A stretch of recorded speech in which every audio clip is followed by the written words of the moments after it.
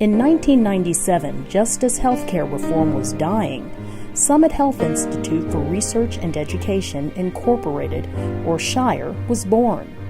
The nonprofit organization took up where the reform bill left off to promote health and wellness to all people. Our purpose has always been to help eliminate health disparities, particularly experienced by African Americans and other communities of color. Using her background as a community organizer, Ruth Perot, along with Dr. Russell Davis, who comes from a medical background, melded the two to form SHIRE. Gradually, we realized that even that was not enough, that we had to deepen our roots into the community and really get engaged and involved on some issues that were extremely important to the community. Where's my circle? Where's my circle? Big circle. Big circle. Oh my goodness. Look at all these little people. The Early Childhood Obesity Collaborative, which is really evolving into looking at wellness as a major issue, began in 2006. We had an opportunity to respond to a solicitation issued by Kaiser of Mid-Atlantic states, and they've been a faithful supporter of the collaborative ever since. We put forth a proposal on two grounds. One, we felt that the issue of early childhood obesity was one that needed to be addressed, and because it had such a ripple effect. If you worked with very young children, you also work with their families, you work with their caregivers. And so we felt there was a way of addressing the obesity issue in a non-threatening way by working with very young children. But also we knew we couldn't do that alone. SHIRE was entering into this arena, and we knew there were people already there who were working in the vineyards, as it were, at the governmental level, at the community level, at the academic level, the media level. There were many, many people already engaged, so we said, well, we've got to bring everybody together. The collaborative has been our think tank. It has been a think tank for the community. And as creative ideas emerge, then SHIRE has seen it as its role to go out and figure out, how do we get this funded? How do we translate this into a program? How do we find resources to make this happen? So we leave the idea stage and get into the action stage.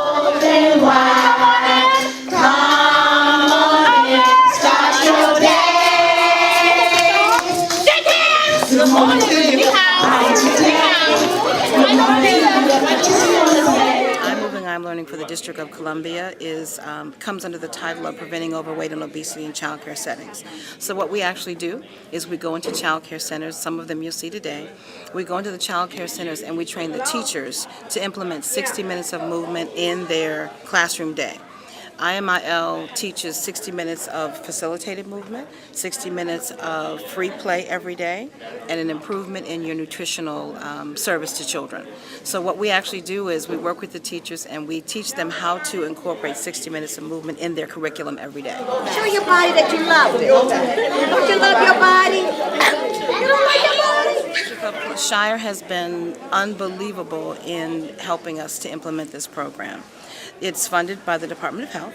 So what we've been able to do is we've been able to train a total of 80-some centers now with a culturally appropriate CD. But let's talk about those 60 children you saw the other day, those beautiful little children. None of them fat at this point, and they need not become fat. All of them recognizing that I am somebody and I can be somebody. And if I move, I learn. And if I move, I learn. Or as I move, I learn. Number 1, portion sizes. Number 2, high-fat fast food. Number 3, skipping breakfast. Number 4, not consuming enough fruits, vegetables. You can approach a community, and people often do, from a deficit model, or you can look at communities from the asset model. And we've always maintained that there are wonderful assets in our communities. People simply need to be engaged. They need to be assisted in terms of making sure they have the most recent information, the updated information. They need encouragement. They may need some training initially, particularly in an area where they're not necessarily familiar, but then they'll start flying. Okay, the rate that you burn off the calories for food that you put in your body, yours is different than mine. But it's more of, to myself and most medical people, it's more of the overeating and no exercise. We are going to go through the BMI in your packet right here. People are on their own making presentations everywhere. And feeling, and I remember hearing that one of the individuals had got a diploma for the first time, a certificate for the first time. She hadn't graduated from high school, didn't have the benefit of high school, but she had a certificate, and that just really made her day and just encouraged her even more to do things. And these individuals are extremely effective, working with their neighbors and other residents. They know the language, they know who they are, they know what to say, they know how. They're far more effective than anyone coming in with a PhD or a master's speaking to the same group. It's kind of hot. So I'm just going to sprinkle some more on here. Bam. Now we do another layer. Uh-oh. Okay, these a little longer so they get a little more cooked, but they will get cooked when they're steamed. I was an obese child and didn't realize it, and I grew up as an adult to be obese. So now I'm watching my portion sizes, and not only that, I'm reading labels, and I'm exercising more, and I'm doing all the healthy things that I need to do.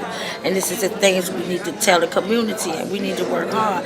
And a person like me that been there and done that, if they can see that I'm an example, then they can follow. How y'all doing? My name is Kenneth, and I'm a teen health educator. Well, BMI is body mass index. That's how they measure your height and your weight. So if you like you guys are like 3 foot, so you should be about 30-something pounds. Oh, all right, so Ryan, what you got for me? If you want to stay healthy and fit, you should stop being in your house and go outside. How many people like to go outside and run around? That's good. That's good for being healthy and try to burn your calories off so you won't get fat like other people. All right. What you got for me, Dante? Well, I see everybody in here got an apple, orange. You know, y'all should eat those more instead of eating all that cupcakes and stuff. Get an apple orange. Ain't y'all apples good? Yeah. Our youth peer educators have demonstrated their capacity to do the same once they've gotten some sense of what the real world is like, what the reality is in terms of health.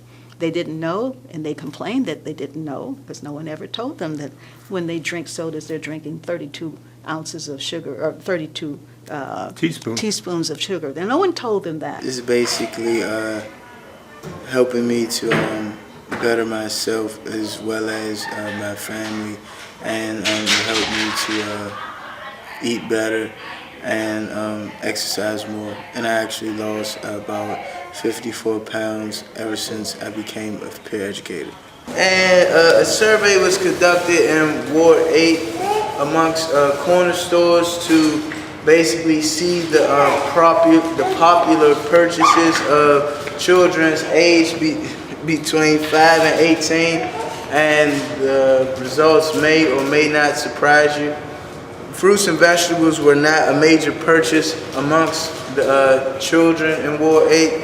In fact, 20% of the store's income actually came from children in Ward 8, and their popular purchases was cookies, chips, candies, and soda. They didn't know that they were eating food that was almost petrified in terms of the way it was preserved, and they didn't like not knowing that. But once they understood that, then they are very powerful messengers. It was bought May 10th. Okay, this was bought May 10th then. And it still looks just like you can go to the store and buy it right today. No mold on the bread, none of that. Now if you go to the top of your refrigerator and you get a piece of regular white bread that's 3 months old, you will see the mold starts to decay the bread. This right here is the patty, and it takes about 96 hours to digest 1 pound of beef. And this is not even real beef. We're convinced that there's wonderful capacity in the community, and it simply has to be guided and located and then assisted so that it can shine. Jordan. Fit. Be fit. What's on the mirror? Stay low. Stay low, bending your knees, because if your knees are bent, you're gonna get a longer push.